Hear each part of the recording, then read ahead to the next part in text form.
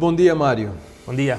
Bom dia, estamos aqui mais uma vez nas nossas conversas de púlpito e queremos falar um pouco acerca da tua pregação neste domingo que passou. Então, tu estás a introduzir agora o capítulo 10, capítulo 11, capítulo 12 e 13 de 2 aos Coríntios e vais falar especificamente falaste bastante, aliás, de uma forma introdutória dos falsos mestres. E queremos falar acerca disso. Paulo está a fazer a sua defesa do apostolado e ele menciona a diferença dele com estes falsos mestres. E tu mencionaste muito acerca destes apóstatas, destes falsos mestres. É isso que eu queria te perguntar. Como é que a Bíblia define um falso mestre ou mesmo um apóstata? Um falso mestre e um apóstata é a mesma coisa? Qual é a definição bíblica para esses dois? Ok. Pronto, nós podemos partir e dizer, sim, é a mesma coisa. Às vezes a Bíblia pode ser um pouco mais abrangente e colocar nos apóstatas as pessoas comuns da igreja, leigos que não necessariamente são mestres ou pastores de uma igreja, mas que podem ser apóstatas. E simplesmente porque se desviaram da verdade, porque abandonaram aquilo que confessaram no início, porque abandonaram a fé, e a Bíblia chama estas pessoas de apóstatas. O autor de Hebreus dedica o seu livro a alertar a Igreja sobre a apostasia, a realidade da apostasia, usando exemplos do Antigo Testamento, de como também foram apóstatas, mesmo estando na comunidade da fé, mesmo estando dentro da comunidade da fé, de participar das coisas que a família da fé participa, estas pessoas podem cair na apostasia e, claro, os falsos mestres ou falsos apóstolos têm essa raiz. Eles são apóstatas, não é? A Bíblia usa essa terminologia para estes homens. Por exemplo, em 1 Timóteo capítulo 4, o apóstolo Paulo escreve a este jovem Timóteo que tem que confrontar alguns falsos mestres na igreja de Éfeso, que é onde ele está agora. E no capítulo 4, falando acerca destes falsos mestres, diz assim o versículo 1: Ora, o Espírito afirma expressamente que nos últimos tempos alguns apostatarão da fé, por obedecerem a espíritos enganadores e ensinos de demónios, pela hipocrisia dos que falam mentiras. E ao dizer isto, falam mentiras, estamos a pensar em pessoas que falam na igreja, que ensinam na igreja, que pregam na igreja. E está a dizer-nos que estes homens vão apostatar, vão desviar-se. A palavra apostatar significa isso, um desvio, um afastamento.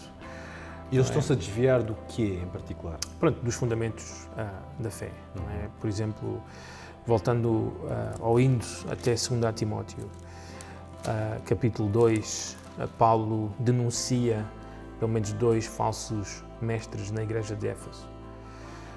Timóteo está ainda nessa igreja, nesse local, a dirigir esta igreja. Estes são os últimos tempos, os últimos dias do apóstolo Paulo. Ele diz aqui no capítulo 2 de 2 Timóteo, versículo 17 e 18, diz: Além disso, a linguagem deles corrói como câncer, entre os quais se incluem Himeneu e Fileto. Estes se desviaram da verdade. E nós nos perguntamos o que é isso, o que é que ele quer dizer com isto. E ele diz, asseverando que a ressurreição já se realizou. E aqui está a falar da ressurreição da igreja. É? A dizer que ela já aconteceu. E estão pervertendo a fé de alguns.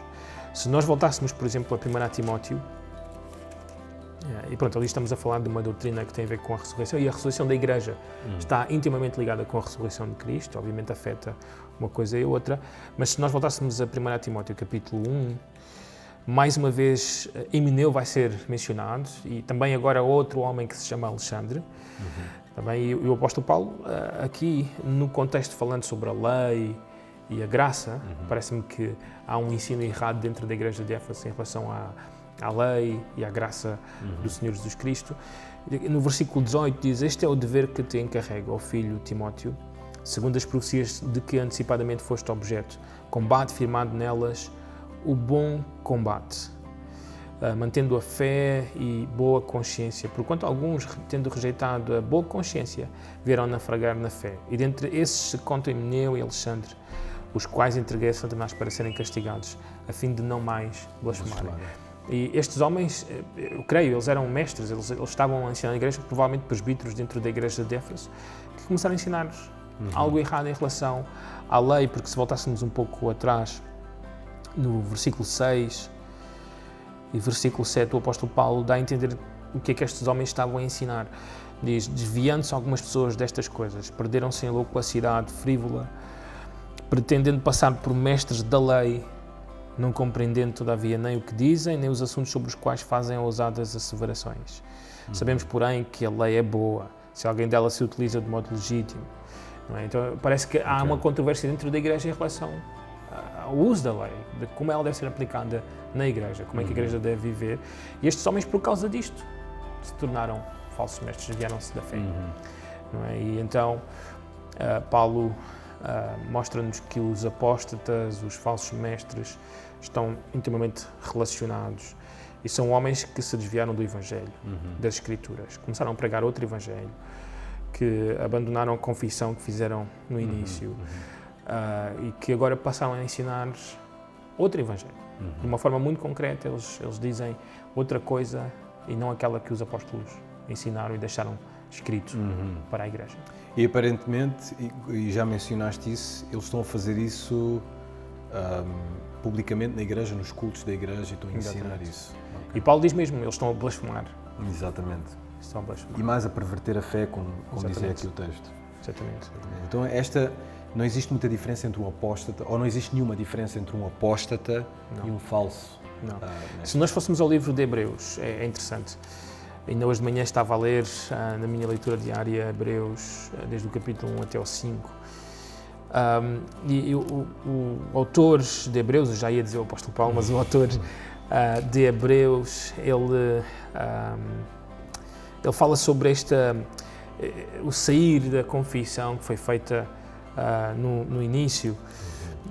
E pronto, nós entendemos que esse é o problema que o autor de Hebreus está a lidar com esta congregação, estas pessoas que pertencem a esta comunidade, que são, na sua grande maioria, hebreus, não é? Judeus que se converteram e que abandonaram, não é, a confissão antiga que queria que a lei os podia salvar. Exatamente. E que agora abraçaram o Senhor Jesus Cristo. E diz aqui no capítulo 2, versículo 1, diz: por esta razão importa que nos apeguemos com mais firmeza às verdades ouvidas. Que verdades são estas? Nós sabemos, é o Evangelho que os apóstolos pregaram, para que delas jamais nos desviemos.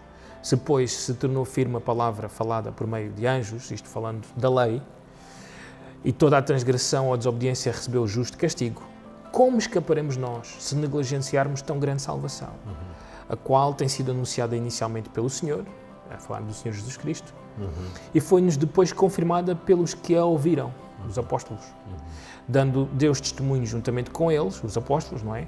Por sinais, prodígios e vários milagres e por distribuições do Espírito Santo, segundo a sua vontade. Aqui as credenciais de um verdadeiro apóstolo. Então nós vemos, não é, neste texto porque é que alguns são apóstatas e falsos mestres, porque eles deixaram as verdades que ouviram no início. Então nós temos que agarrar àquilo que os apóstolos nos ensinaram, em vez de... Porque muitos destes falsos mestres, se calhar até podem usar a palavra, mas claramente eles vão, distorcer a palavra. Então isto seria um chamado de atenção para a Igreja para estar ainda mais perto daquilo que é verdade. É uma responsabilidade seria de cada um. Se uma Igreja abraça um falso mestre, eu sei que é sempre difícil, não é? Porque os lobos vestem-se de ovelhas, não é? É difícil. Mas o tempo e a verdade andam juntas, não é? E nós sabemos que mais tarde ou mais cedo iremos detectar coisas que nos fazem pensar, perceber que talvez esta pessoa não conhece a verdade, ou ela está a auto-enganar-se, está cega, ou ela sabe bem o que está a fazer e quer mesmo tirar vantagem da Igreja de Cristo. Não é? É um mensageiro de Satanás que quer destruir o rebanho de Cristo, e então nós temos que ver, a Igreja tem que estar atenta, sempre avaliar, examinar os espíritos, para perceber se estas pessoas são mesmo do Senhor ou não. Bem, às vezes a Igreja simplesmente tem que ver a família, o casamento, tem que ver como é que estes homens vivem, o Evangelho, para perceber se eles conhecem verdadeiramente o Senhor. Se eles têm o mesmo modelo dos apóstolos ou não. Obrigado, Mário. Nada.